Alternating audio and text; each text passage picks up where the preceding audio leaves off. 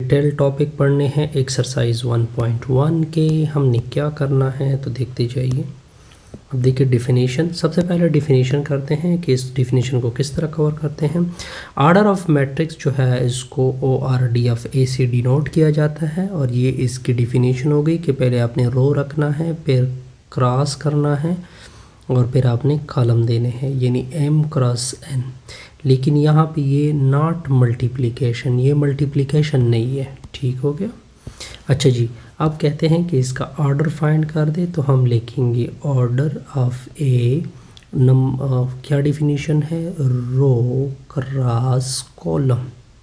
ठीक हो गया जी।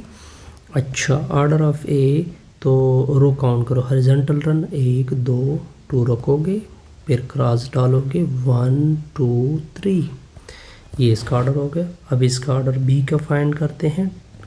डिफिनीशन क्या है, रो क्रॉस कॉलम। ठीक हो गया। अब 1 2, रो की तादाद 2, 1 2, कॉलम की तादाद भी 2।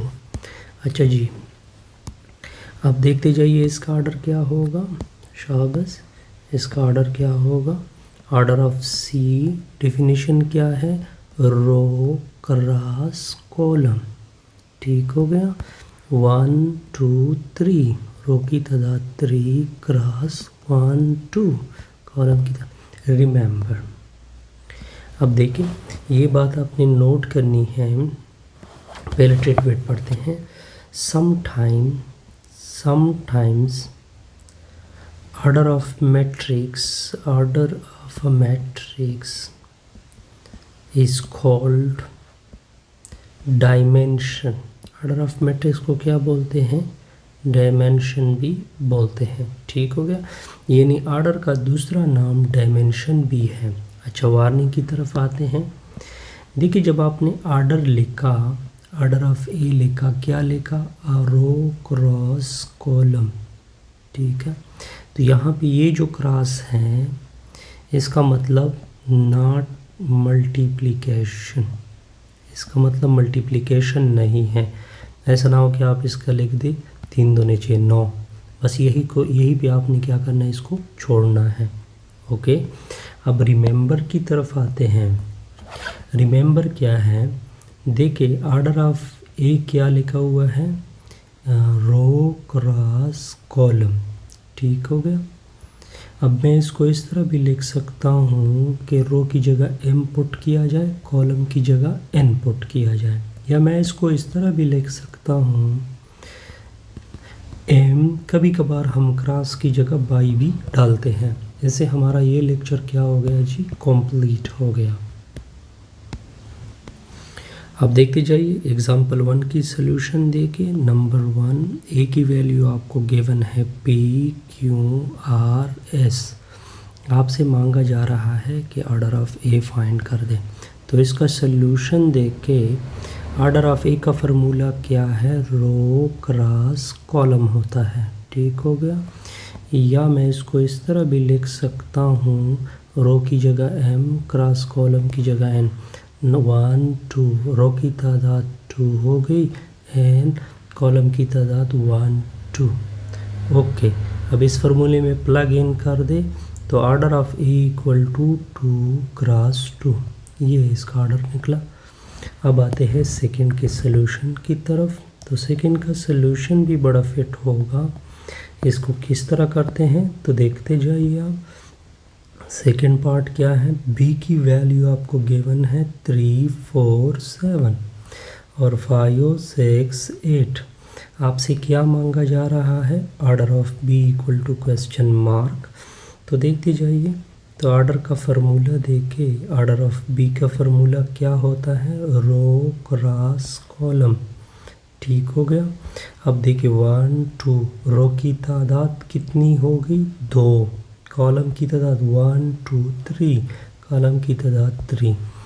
अब देखते जाइए, अब अगर मैं इसी एग्ज़ाम्पल को यहाँ पे कर लूँ, इसी एग्ज़ाम्पल को देके अगर आपसे मांगा जाए इसका ऑर्डर, क्या दिया जाए कि इसका ऑर्डर फाइंड कर दें, तो क्या होगा 1 2, तो यहाँ पे लिखोगे 2 1 2 3, यहाँ पे लिखोगे 3। अब देखते जाइए, कुछ लोग इस तरह करते हैं कि इस आर्डर को इधर भी लिख देते हैं, तो आपको कंफ्यूज नहीं होना। तो इसका क्या आर्डर था, 2 क्रॉस 3, वो मैं इधर भी लिख सकता हूँ। ठीक हो गया। अब आते हैं नेक्स्ट की तरफ। अब देखिए, अब हमने डिफिनीशन करनी है इक्वल मैट्रिसेस के। देखिए मैंने 2 मैट्रिसेस लिए, एक मैट्रिक्स ए है, दूसरा बी है। तो ए किसके साथ इक्वल होगा, बी के साथ, अगर 2 बातें को पूरा किया जाए। देखिए आर्डर ऑफ ए को इक्वल होना है आर्डर ऑफ बी को। ठीक है, यानी यहाँ पे दोनों के आर्डर को क्या होना चाहिए, सेम होना चाहिए। कंडीशन 1। कंडीशन 2 क्या है कि ए के सामने वाली एलिमेंट को इक्वल होना चाहिए सामने वाले बी के एलिमेंट के साथ। अगर ये 2 बातें पूरी हो गई तो मैं कह सकता हूँ कि मैट्रिक्स ए इक्वल होगा बी के। मैट्रिक्स ए इक्वल होगा किसके। अब देखिए इसको, देखिए इसका नाम रख देते हैं A1 2 3 6 5 4। दूसरे का नाम रख देते हैं B1 1 + 1 12 के नीचे 4 4 + 2 10 के नीचे 2 8 के नीचे 2। अब मैं कह सकता हूँ कि A इक्वल है B के। मैंने कितनी बारी पूरी करनी है, 2। इसका आर्डर देखिए 1 2, रो की तादाद 2 1 2 3, कॉलम की तादाद 3। इधर देखिए 1 2, रो की तादाद 2 1 2 3, कॉलम की तादाद 3। यानी दोनों के आर्डर सेम हो गए। आर्डर ए इक्वल हो गया आर्डर बी के। कंडीशन 1 क्या हो गई, क्लियर। कंडीशन 2 देखे 1 के सामने 1 लिखा हुआ है, यहाँ पे 2 है, 1 + 1 को क्या कहते हैं, ये भी इक्वल हो गए। इधर 12 के नीचे 4, इसको क्या बोलते हैं, 3। इधर भी 3 हो गया। 4 + 2 क्या है, 6 है। 10 के नीचे 2, ये 5 हो गया। 8 के नीचे 2 4 4। यानी corresponding element of A equal हो गया करस्पॉन्डिंग एलिमेंट ऑफ बी के साथ। तब इसका मतलब ये बना हो गया कि ए किसके साथ इक्वल होगा, बी के साथ। अब देखिए पहले लेट लेते हैं कि पहला मैट्रिक्स 1 2 3 4 5 6। दूसरे मैट्रिक्स का नाम रख देते हैं B 1 2 3 6 5 4। अब यहाँ पे देख सकते हैं कि A नॉट इक्वल है B के। क्यों नॉट इक्वल है, क्योंकि इसका ऑर्डर देखिए 1 2 3 1 2, या देखिए 1 2 1 2 3। देखिए आर्डर ए का 3 क्रॉस 2 है, दूसरे का 2 क्रॉस 3 है, तो इसके आर्डर सेम नहीं है। तो पहली कंडीशन नॉट सेटिस्फाइड, ठीक हो गया। तब हम कह सकते हैं कि A is not equal to B. अब देखिए ये एक्टिविटी आ रही है, एक दरख्त ये है और एक दरख्त ये है। अगर आप इन दोनों के साइज़ देखें, ये दोनों के साइज़ क्या हो गए, इक्वल हो गए। मतलब ये होगा दोनों के आर्डर सेम हो गए। साइज़ का मतलब आर्डर सेम हो गए। कंडीशन 1 क्या होगी, ओके।